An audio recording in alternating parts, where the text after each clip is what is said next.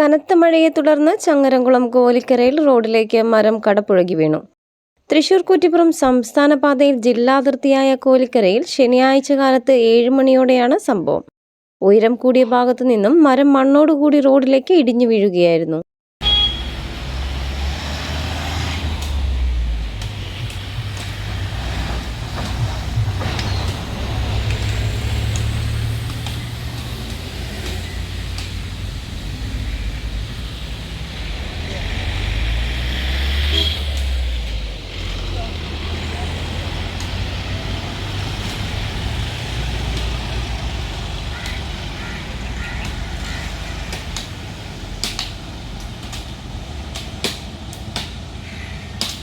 തിരക്കേറിയ പാതയിൽ അപകട സമയത്ത് വാഹനങ്ങൾ വരാതിരുന്നതുകൊണ്ട് തന്നെ വലിയ അപകടങ്ങൾ ഒഴിവായി.